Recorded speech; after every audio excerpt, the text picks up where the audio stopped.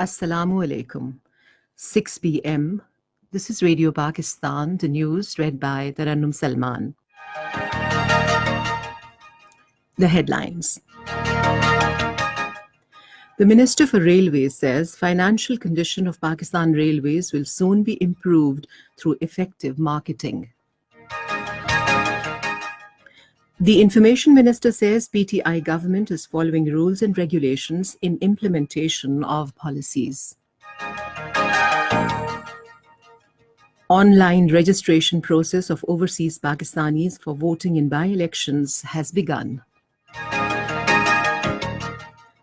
Pakistan Navy ship Aslat visited Jeddah port to provide impetus to diplomatic and military ties between Pakistan and Saudi Arabia. In occupied Kashmir, Indian troops in their unabated acts of state terrorism martyred 34 Kashmiris during the last month. And Russia has rejected the possibility of talks with European partners on Ukraine after the killing of a rebel leader in East Ukraine. And now the news in detail. Minister for Railways Sheikh Rashid Ahmed says financial condition of Pakistan Railways will be improved soon through effective marketing. Addressing a news conference in Lahore today, he said more attention is being given to freight to boost railways' finances. He said that young officers will be encouraged to work for the betterment of railways. Sheikh Rashid Ahmed asked the contract officers getting high salaries to leave their jobs within 1 week themselves.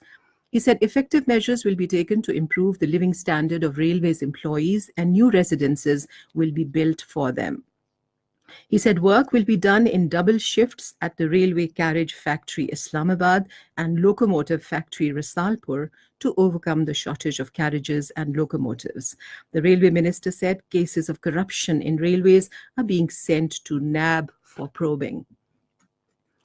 Prime Minister Imran Khan has taken notice of unnecessary hurdles placed by the administration on occasion of his visit to Lahore.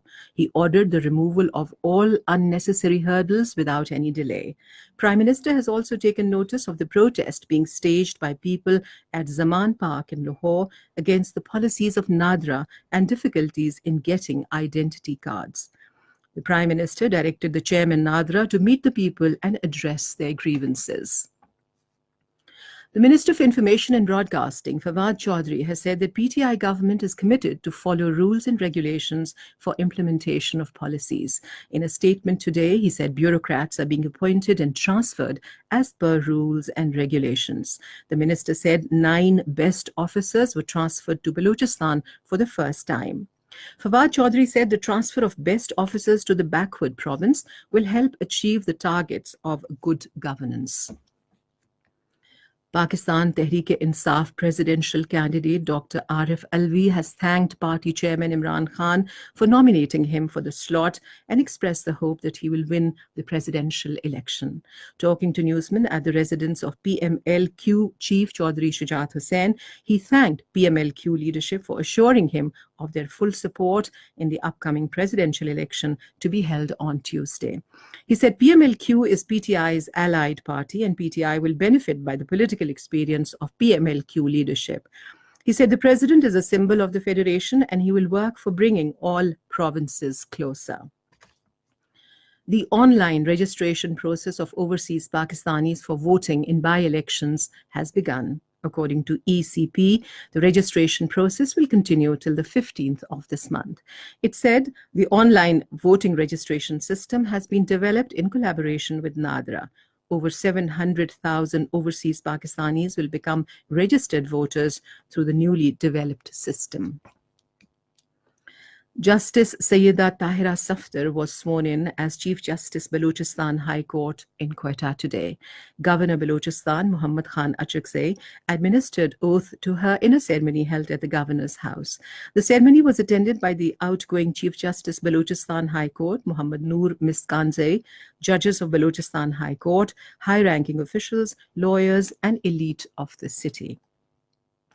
Chief Minister Balochistan Mir Jam Kamal Khan has greeted the newly appointed Chief Justice Balochistan High Court, Madam Justice Sayyida Tahira Safdar. In a message today, Jam Kamal said the appointment of Madam Tahira as first woman Chief Justice of the High Court has added a new chapter to the history of judiciary at national level and is also a matter of great jubilation and prestige for the Balochistan province. A protest rally was held in Charsadda today against the publication of blasphemous material in Holland. Addressing the rally, the speaker said blasphemous contents have hurt the feelings of the Muslim Ummah. They said the blasphemous caricatures are a conspiracy to defame Islam. This is Radio Pakistan.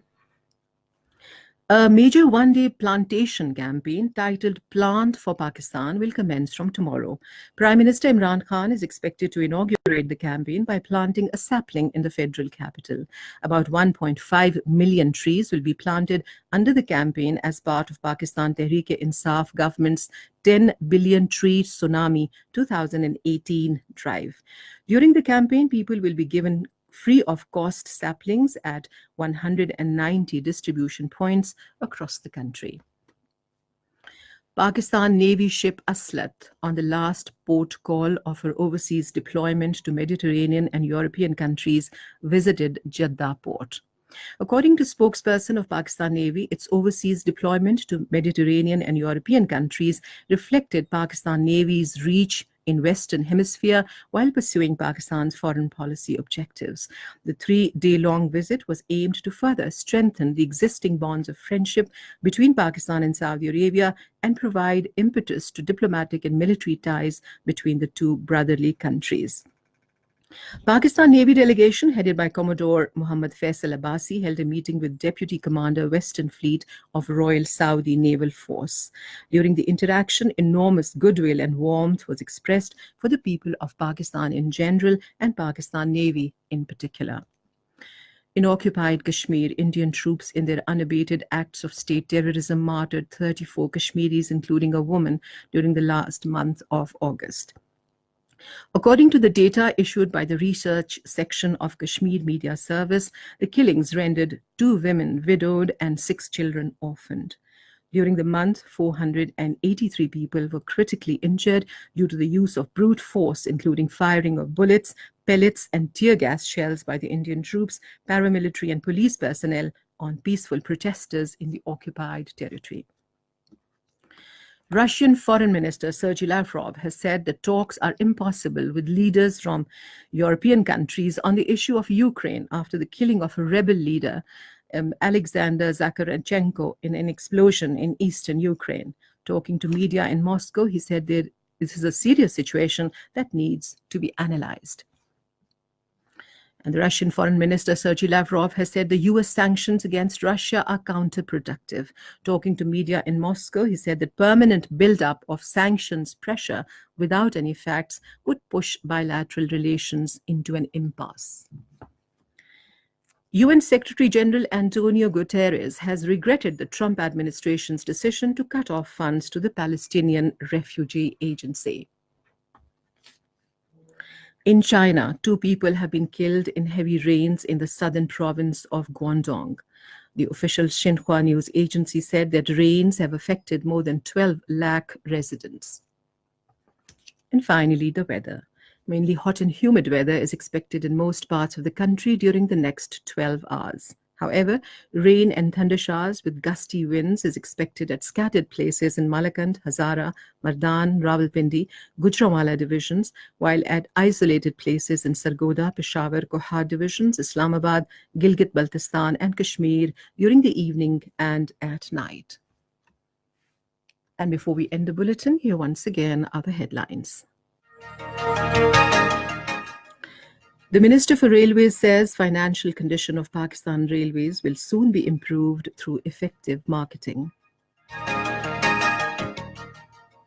Information Minister says PTI government is following rules and regulations in implementation of policies. Online registration process of overseas Pakistanis for voting in by-elections has begun. And that is the end of the news. For more news and analyses, log on to our website radio.gov.pk and also watch live video streaming of our bulletins on the link facebook.com/Radio Pakistan News Official.